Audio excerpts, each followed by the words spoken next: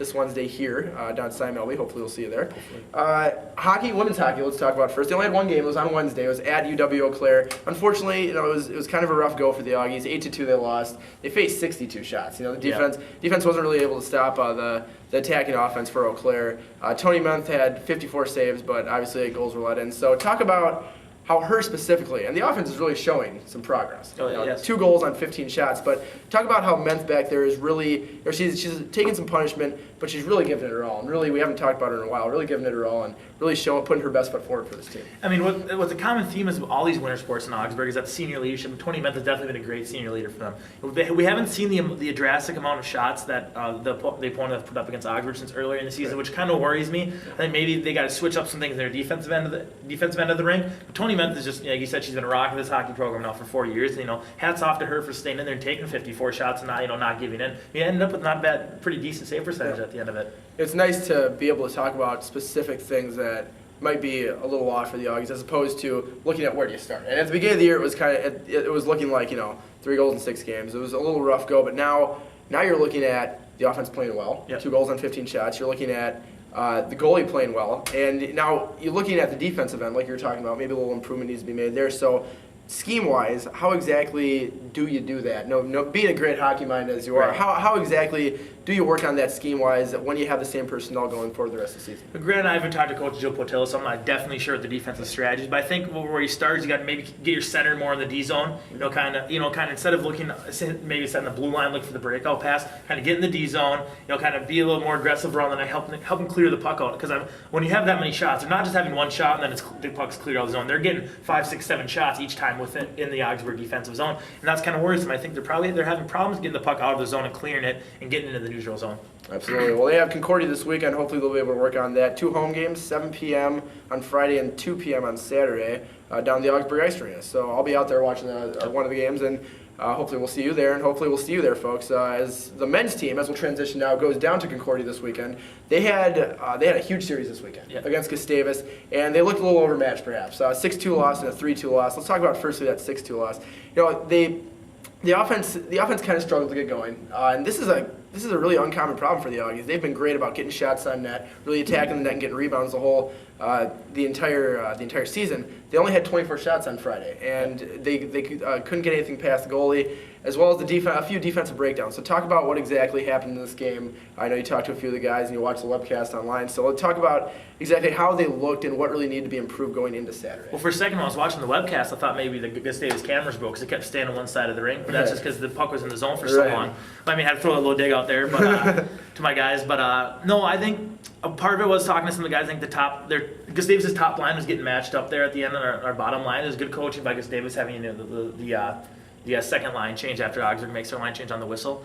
But I think Nate Pellegrino, he played all right. Faced a lot of shots in a short period of time, so it's hard for goalie. Like we talked with the women's team, getting 3, 4, 5 shots each time in the rink, so that's tough to all those rebounds. They came out a little flat. Gustavus was a national runner-up last year, and they go into a place that's a really tough arena to play. Tough talking to the guys. They said it's probably one of the hardest places to play in the conference. 6-2. But they were down 5-0. They ended up, the last period and a half they outscored them 2-1. So you take that pause of it. Going to Saturday, granted Saturday they lost 3-2. They played a lot better than from what I saw on Friday on the webcast. Pellegrino got pulled in the second period. John Zitter came in.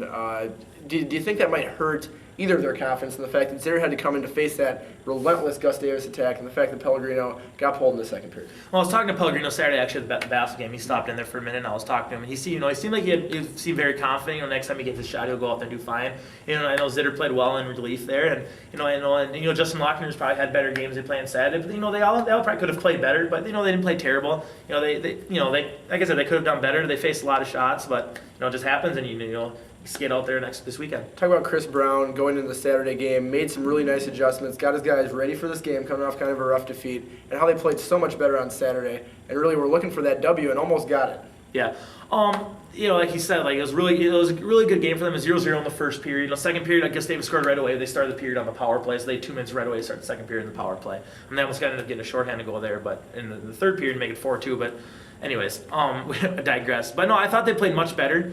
The shots were a lot more even than they were on Friday. I think that I like to see, the bottom of your third and fourth lines I thought played a lot better Saturday than they played on Friday, which I noticed was outstanding for them. And I thought their defensemen played a lot better. They struggled a little bit there in the game Friday, maybe not getting their feet under them after a little bit of a road trip there. But no, Saturday they came out a lot better than they did Friday. But I just think Gus Davis is a team that maybe right now this point of the season is probably a better hockey team than them. They have Martinson is like leading the conference in points with 27 points, so he's a tough player for them. They have a lot of depth, all four of their lines could score, which you saw in the game Saturday. Yeah. Obviously, Gustavus, a tough team anywhere you play them, and we saw that this weekend. Auggies play their best hockey late, which is what we saw last year, and you got to be confident if you're Chris Brown and the players that you'll be ready going into the playoffs facing Gustavus. Let's talk about Justin Lochner very quickly.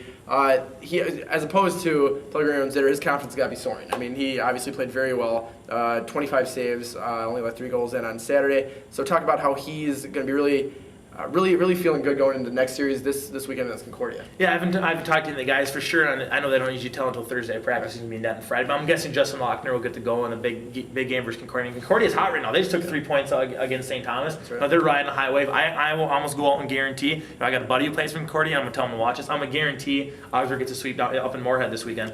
That's some bulletin board material from Brett Cloutier. That is bold. So we got 5 series left. Let's break it down a little bit because the Augies are 7th right now. They played very good hockey lately. Obviously, their streak is 7 in a row. One obviously came to an end this weekend, but they play great hockey and they still find themselves 7th in the conference. Does that worry you at all with only 5 series left? And Concordia, talk about how important this series is against Concordia, with Concordia sitting 3rd in the conference. Again, I'm going to take a little dig here at Concordia. I mean, they still have the 3, worst teams in the conference preseason-wise, Bethel, St. Mary's, Concordia, and they've also only played 6 games. Every team has played 8 games in the conference, so they're a little bit behind in that sense. I expect the Auggies to turn it around this weekend. Gus Davis and Hamlin right now are the 1-2 in the conference. They're probably two of the best teams in the nation. Gus Davis being ranked 12th and Hamlin being ranked 7th or 8th.